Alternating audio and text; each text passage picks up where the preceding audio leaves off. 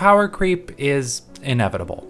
As new units release and the meta and DPS ceiling shift, old units, even very strong old units, will get left behind. But while no longer being the peak of the meta, some still find their uses. And there's maybe no better example of this than Eyja. But Eyja Fiala, the caster version, is really difficult to talk about. She's one of those units that was so strong for so long that she just kind of got burned into people's minds that way. In the same way a lot of people talk about Surtur like she's still a top 3 unit in the game, people still talk about Eyja as if she's one of, if not the best casters in the game. And yeah, logos coming along did dim that a bit, but it just means that most people say that she's maybe the second best caster now instead of the best. But the reality is that she hasn't been the meta pick for any kind of damage in a very long time, pre-logos even. And while logos may have put the last nail in that coffin, he didn't put the first one, or build the coffin, or, okay, maybe this is too dark of an analogy given Eyja's whole story, but like, you get what I'm saying. Looking at her for her damage, she is, objectively, one of the most overrated units in the game. Because despite what some may tell you, Eyja isn't a top tier DPS unit anymore. She's not the core for any kind of high-end clears in the way she used to be, and even looking at casual content, she's not the go-to pick for guide makers that she once was either. But she still shows up pretty much everywhere, and that's not just due to her inflated reputation. In fact, if you assume that it's all just because she deals the most damage out there, you'll totally miss the things in her kit that have given her a second life in pretty much every level of content. She still shows up in CC and high-level IS, and is still a mainstay in caster-only clears, and naturally is still great in casual content. And this is how, despite her damage being largely overrated by the community, huge parts of her kit come out wildly underrated at the same time. Parts of her kit that let her stay relevant to the meta even now. And how she's done this tells us a lot about what makes a good unit, and maybe more important than that, what makes a unit with longevity. Plus, now that she has a second mod and a second attempt to modernize her kit, there's a lot to unpack, especially since it takes a very different approach than her first one. But as always, before we fully break all this down, we have to look at her kit, so let's get into it. Eyja's first talent boosts all casters' attack by up to 16% while she's deployed. Straightforward, but solid. Her second talent is similarly pretty simple. On deployment, she gets a random amount of SP. With no potentials, it ranges from 7 to 16, and with potential 3, it's from 10 to 20. This is really nice for both of the skills you'll use for her, as this lets S2 drop with multiple charges and lets her S3 be highly heli droppable. This randomness does make her less straightforward than dealing with other heli drop units, but for how most people will actually use her, a few seconds difference won't really be a deal breaker. As for mods, well, Eyja has 2 of them now. Her first, her mod X, starts by upgrading her trait to let her attacks ignore 10 res, while updating her first talent to increase the caster buff and change it so that she no longer has to be on the field for it to take effect. This may not sound all that flashy, but it's been the core of her presence in high-end content for years at this point. For one, the res ignore is nice enough for her own damage, and she does benefit from the caster buff herself. But the main thing is that it kind of turns her into the ultimate team player. Because with this, even as she gets power crept, she'll still be a useful way of buffing the units that are power creeping her in the first place. While she may not be the go-to AFK caster anymore, or the go-to burst damage option that she once was, she can make the units that are the go-tos for that even better. And that's happened a few times over. It's not just Logos that's stronger than her at this point, but the more good casters there are, the more units you have that benefit from her caster buff, and the more you want to fit her into your squad. So while she's not actually the second best caster in the game at this point, despite what people were saying when Logos released, she's still kind of the best second caster in the game. And this is kind of something that can't be power crept unless they straight up steal her talent for someone else. Sure, this buff will not always be necessary, but anytime you're relying on casters for a strategy and have an extra spot in your squad, she's a great add, even if you don't have any plans on deploying her. And well, if you do end up with available deployment slots, she can still contribute in a variety of ways. It's also worth noting that not every caster likes this talent equally. Big winners are those with attack scale skills, low additive attack increases from their skills, or elemental damage where the extra attack can double or triple dip, helping not only their arts damage, but their elemental application and or damage. The easiest way to tell if she'll be especially good for your favorite casters is seeing if the skill you want to use is additive or multiplicative, and then to check to see if that caster's talents have any extra multipliers. But as much as this is core to how Eyja gets used these days, if it were just this talent, you probably wouldn't go out of your way to bring her. Yes, a 24% attack boost to all casters with 0 conditions is great, but if she herself was just a dead weight alone, well, you'd probably be better off with someone else. Fortunately, she has a lot going on in her skills too. But, well, she also has a second mod before we get to that. The devs had an interesting challenge when it came to designing Eyja's second mod. Like, when a unit's entire meta use case comes from one of their mods, what are you going to give them for their second one? To get it out of the way, no, I don't think this one will be especially meta. Her main niche will likely continue to revolve around her mod X and its improvements to her buffing. However, that's not what this mod is trying to be. Instead of trying to beat her first mod at its own game, it went a radically different direction. Instead of making her a better teammate, this is all about making her as individually strong as possible, and in particular tries to address a couple of her biggest drawbacks. The core of this mod revolves around its base effect, giving her 1 SP whenever one of her non-skill auto attacks hits an elite or boss. While the Res Ignore from the core caster mod X gets a lot of attention, and for good reason, this is honestly just as good. Even on its own, it can massively improve a unit's skill cycles, but Eyja's mod Y leans into this even further. Because it doesn't increase the amount of SP she can get on her deployment like I at least would have predicted. Instead, it adds a whole new effect, granting her 6 to 15 extra attack speed on deployment. This attack speed means she's attacking those elites and bosses even faster, meaning she's gaining SP even faster.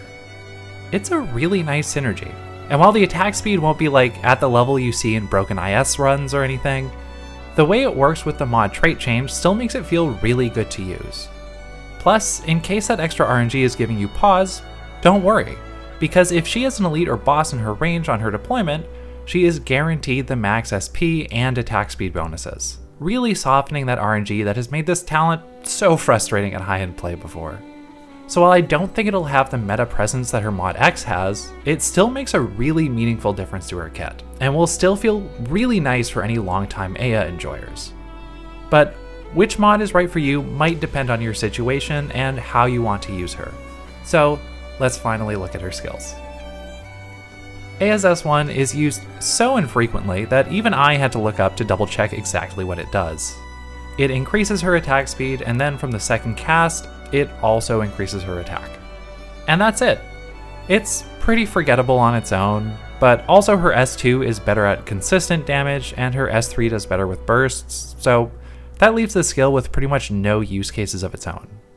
I have never once seen anyone use this for anything serious where it's not like E0 only clears where they don't have access to any of her other skills. And if you're using her for that, you're on a whole other level and probably don't need this guide. So yeah, just skip this one. I'm not even going to talk about how the mods affect it, because if you're using it, you just don't have her at E1 yet, let alone E2, and can't make either of them anyway. Eyja's an M6 kind of unit, and that starts with her S2. Every 5 SP, she does an attack that deals 370% of her attack stat as arts damage, plus half of that to enemies around the target. Plus, it reduces the main target's res by 25% for 6 seconds. The duration of that res reduction is notable too, as it means that as long as she's targeting the same enemy, she can maintain 100% uptime on that debuff. And the skill works pretty well with her talents. Because it's an attack scale, Talent 1's attack increase will apply multiplicatively to its damage. And at the same time, her second talent will give her up to her max of 3 charges on deployment. Plus, it's AFK. And an AFK skill where you don't really have to worry about crowds or res is just a pretty nice thing to have access to. While it won't exactly translate into much of the way of hardcore content for the most part, that's just not what AFK skills are really designed for anyway. So, for what it is, it still works pretty well. However, it's also not especially remarkable. It's good, but 6+ years into AK, and there are just a lot of AFK skills at this point, many of which have frankly much more upside than this one, and on units that end up being generally more interesting to use. Eyja S2 just isn't as special in a world with Logos S1 or Ulpianis S2. It's still nice in the fact that it doesn't require the charge up time that a lot of AFK skills require, but also, once those skills are up and running, Eyja S2 just won't really keep up in the same way. And even if you want the immediate on-deploy AFK, there are other options for that as well, and honestly there have been for ages. Even Dusk, a splash caster that's supposed to be rendered obsolete by this skill, still gets comparable or better damage on her S1 depending on the number of enemies. And in terms of any kind of more difficult content, her res debuffing gets outshone as well, both in terms of just sheer numbers and in terms of flexibility. 25% has always been nice, but never uniquely significant. Even a 4-star, Haze, has access to a higher percentage than that, not to mention what actual dedicated debuffers like Ifrit, Praminix, and Thorn's have access to. And hey, the burn status exists now too to give you even more options. But more than that, the dedicated debuffers have much more flexible ranges and targeting too. The uptime is great for Eyja, but given that the only control you have over the skill is where you point her range, it's far from a guarantee that it'll end up targeting and debuffing the right enemy. It's not impossible or anything, and it can be a nice boost in cases where your roster is restricted or in more casual content. But if you're specifically looking for a debuffer in high-end content, you're going to end up looking elsewhere. Okay, this all makes it sound like I think it's a bad skill. To be clear, I really don't. Like I said, Eyja is a pretty viable M6 candidate even now, and it's still solid and puts in plenty of work. If you already have it built and want to keep using it, or you just really like Eyja and are excited to use her, by all means. While it may not be exceptional at any one thing, it still packs a lot into it. Plus, it gives her options for things she can do while passively buffing your other casters, and ultimately makes her a much more flexible unit. But it's not really a compelling reason to go out and get her on its own in the way that it once was. And after mostly only ever seeing people gas this skill up, I just want to give you a more realistic idea of what you'll be doing with it these days. But anyway, if you are going to use it, which mod should you build? Well, either, honestly. Damage-wise, they end up working out pretty similarly. It's an attack scale, which means her X-mod's extra attack helps her. But it also has res debuffing built in, so the X trait change doesn't matter nearly as much. Meanwhile, the SP boost from her mod Y combined with the attack speed increase means she'll just be activating the skill more often, even if each activation is a bit less powerful. Her mod Y does only give SP when attacking elites or bosses, so its damage can be a bit reliant on the enemies she's up against. But also, if you're that worried about the damage, it's usually because there's an elite or a boss, so in my opinion, that's kind of whatever here. I'd probably narrowly give the edge to her mod X, just because she helps other casters out a bit more with it. But if you're using skill 2, she's probably going to be on the field the whole time, so the whole not needing to be deployed thing isn't nearly as important here. So all this to say, you'll be fine either way. Her S3, on the other hand, is a whole other story. Eyja's S3 has always been her go-to in more challenging content. Even when her S2 was more of a standout than it is now, no one was really building max risk CC strats or anything around an AFK skill. And while her S3 definitely shows its age as well these days, it remains her go-to a lot of the time. Eyja's S3 over doubles her attack, extends her range in all directions, reduces her attack interval by a lot, and lets her hit up to 6 enemies at once. The targeting on those 6 enemies is random, though that's usually not relevant. I say usually because it's not never. Usually you don't have more than 6 enemies that can survive more than a couple of seconds of this skill, but sometimes you'll find things like the Blood Amber in episode 13 clogging things up, and suddenly her actually hitting what you want her to hit is a crapshoot. Still, usually it's fine. Anyway, this is her big burst skill, and while it has an 80-second cooldown, it can be up in as little as 5 seconds from her deployment, pending her SP talent RNG. Back in the day, this was one of, if not the go-to burst skills in the game, and it's a big part of her reputation even now. But how does it stack up? Not quite as well as you may remember. Using damage calculations I've already done for a previous video, we can compare her S3's damage with that of Viviana's S3. And it doesn't look great for Eyja. Even with Eyja's X mod giving her innate res ignore, she's still significantly behind Viviana. It's not really any kind of contest against elites, and against bosses she pretty much only catches up when you get to like phase 1 Patriot level res. Now, this isn't a complete comparison, and the two of them do not fill even remotely similar roles. But I wanted to show that at this point, even supposedly low tier 6 stars can match or even surpass Eyja's S3 damage. So again, if we're just looking at damage or boss killing or whatever you're expecting her to solo carry, yeah, she's kind of overrated, especially when you consider that 80 SP cost. But again, it still gets used because it's not just damage. For one, it's multi-target, and with a huge range, which are both super helpful when your core units are being overwhelmed. Plus, it's heli droppable, or you know, it is as long as her SP talent RNG doesn't hate you specifically like it seems to hate me. But heli droppable damage is still really useful, especially when a lot of the more difficult content can cut down your deployment limit. Supporting that even further is that it also deals its damage incredibly quickly, letting her clean things up and further minimizing the amount of time she needs before you can cycle her out. Plus, both of her mods go a really long way to rehabilitating this skill and updating it to work in the modern game, though again, both do so very differently. For one, the heli drop playstyle is really supported by her mod X. Pre-mod or with her mod Y, her talent caster boost would only apply when she's deployed, but now even when you retreat her after her S3, she's still able to contribute. And yeah, her S3 damage on its own won't carry you through stages in the way that it used to, and certainly not in the way that more modern units can do. But when you have one or more of those units, this skill is great for letting her fill in any gaps in your strategy. It's flexible, being ready quickly on deployment, and being able to hit up to 6 enemies at once, all in a huge range. And while the mod's res ignore isn't suddenly making her a year 6 operator or anything, it will help make sure she gets some good damage in regardless of the target. All while buffing your other casters just for being in the squad. This means that while she's again probably not your first pick for a caster, she's a really great choice for a second one. And here's where the picture for her mod X really comes into focus. It's not that she's been demoted to playing second fiddle because there's just a better caster now. She's playing second fiddle because she's genuinely really good at doing that specifically. To risk using a sports analogy in a video game guide, picture a soccer player who used to be her team's leading goal scorer.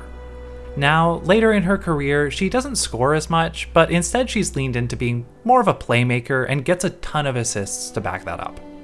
Saying that she's still the best goal scorer wouldn't be true anymore, but also saying that she's just a terrible player now would be equally inaccurate. It's the same for Eyja. If you set her up to be the core DPS for your clears, you're not going to have as good of a time as you would if you used more modern units, even compared to plenty of off-meta picks. However, if you set her up to support your squad, she can ultimately set up your team to have success in a way that they might not be able to reach otherwise, all while still managing to contribute in her own way, plugging any gaps in your squad or your strategies with either her S2 or her S3 as you see fit. It may not be as flashy as when she was the reigning best caster, but it turns out being the best second caster is still a pretty solid niche to have, and if you approach her as such, you won't be disappointed in building her. And honestly, we can learn a lot from how her usage has changed too. She's not the only DPS unit that's been power crept, and it's not like that's going to stop anytime soon either. Damage is very important for units, but it alone doesn't grant a unit longevity. There has to be some other kind of utility to fall back on once other units can outdo your damage. This video was actually inspired by one of my previous guides. There, in talking about Blaze Altar, a unit defined primarily by her unique utility, and only secondarily by her solo damage, I addressed her comparisons to Logos. In that video, I suggested that while Logos is a very strong and widely used unit, 90% of those use cases are entirely for his damage. Therefore, because of the fact that the damage cap will just keep climbing, given enough time, he will be crowded out of and eventually replaced from those use cases, leaving him with the 10% or so of the use cases that are based on his other utilities. Now, I got some pushback on this in the comments of that video, and that's totally fair. I realize it's a fairly controversial thing to suggest, and I honestly didn't explain it as well as I probably should have, but I also know that it's true. And I know that because that's exactly what happened to Eyja. Back in the day, 90% of her use cases were just because she did the most damage. But now that she doesn't deal the most damage anymore, those uses are pretty much gone. But she still lives on. That's why it's so important to look at units not just for the peak of their DPS when you're deciding who to pull for or who to build. Because, in time, every unit will have to be judged on something else. In advanced content, that kind of cross-utility is necessary pretty much from the jump, and is why you see a lot more diversity in fully optimized advanced clears beyond just the top DPS units. But even if you don't play the kind of high-end content where units have to justify their usage and utility beyond damage immediately, it'll still come from more casual content eventually. And when the power creep comes, as it always will, if they don't have anything else to justify their usage, well, they just won't get used, and people will move on to the shiny new unit they just pulled for. But if you're looking at a unit's broader utility and not just their DPS from the start, you're far more likely to end up with an operator you'll be able to enjoy for as long as you end up playing the game. Anyway, hopefully this helps illustrate the point a bit better than just kind of casually mentioning it in the middle of a 40-minute video with no further explanation. But that's a lot of talk about Mod X. What about Mod Y? Well, I haven't mentioned it because up until now I've been focusing on the meta. But while that's an important part of any unit, and something you should absolutely be informed on, it's not the only thing that matters. And her Mod Y? Not meta. But it still matters to people like me. Because as great as her Mod X is, it's always been kind of frustrating that it basically just locks her into that heli drop playstyle. Because that's just always been the only way to shorten that otherwise 80-second cooldown. It may be strong, but if you have only one way of using something, eventually it'll get stale. This is where her Mod Y comes in.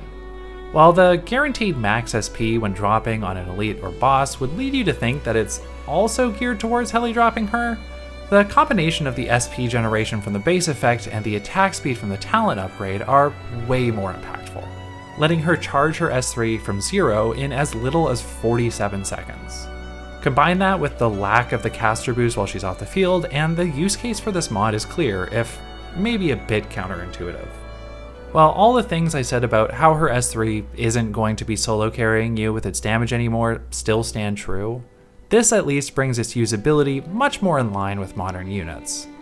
Yes, that SP gain will be somewhat map and enemy dependent, but before it was just universally 80 seconds, so you know, it'll be a big improvement pretty much no matter where you bring it. So if Mod X was their serious attempt at giving her a long-term meta niche, Mod Y feels like they said, okay, now do a silly one. And that isn't to say it's bad or that it doesn't meaningfully raise her ceiling. It absolutely does that in a way that, if you're familiar with her kit, you will notice immediately. However, that's exactly it. It's more so for the people who are already familiar with her and already use her regularly. Is it a reason to build her? Probably not, at least not from a meta perspective. If you want to cast her with a 40-something second SP cost for a bunch of damage, you're probably better off with Logos, and I'm sure that will be the line from the purely meta-minded side of the community. But if you were specifically going to use Eyja anyway, and were, like me, frustrated at how her S3's SP cost left it feeling like you couldn't use it as a normal skill, then this is a fantastic addition to her kit, and will actually leave her feeling like way more of a complete unit in 2026 and beyond. And I'm not gonna lie, I love this kind of mod. I've seen similar things for units like Irene, Lessing, and even Silence Altars I covered in a recent guide. Now, these units unfortunately don't necessarily have first mods that give them a meta niche in the way that Eyja does. But the second mods for Irene and Lessing, and honestly both mods for Silence, all felt like the developers actually thoughtfully looked at their kits and gave them something that people who were already playing them would enjoy. And while it may be disappointing that they don't get to claw back at some of that power creep directly, the reality remains that not every unit will be meta. Not every unit is Tragodia or Exualt, and to be honest, not every unit should be. And okay, those are very different options than what Eyja's Mod X provides, but with well over 300 units in the game and counting, it's still not super feasible. So, what do you do if you're making a mod that won't suddenly make a unit meta? Well, you have two options. One, the Carnelian method.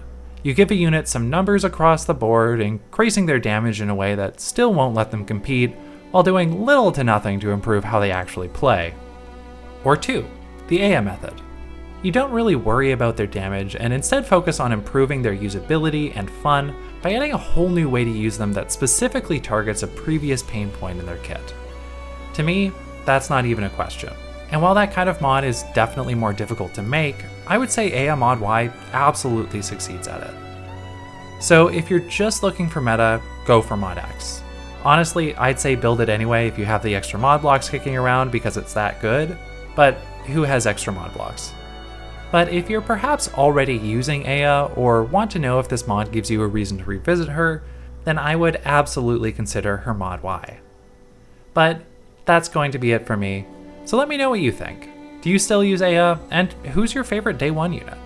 I'm admittedly usually the kind of person who avoids using overly meta DPS units, but it's really interesting to look at older ones and see how they're doing today. But anyway, like if you enjoyed the video, subscribe if you're new, and as always, thanks to my first channel members Shali and Lasat, and Auf Wiedersehen.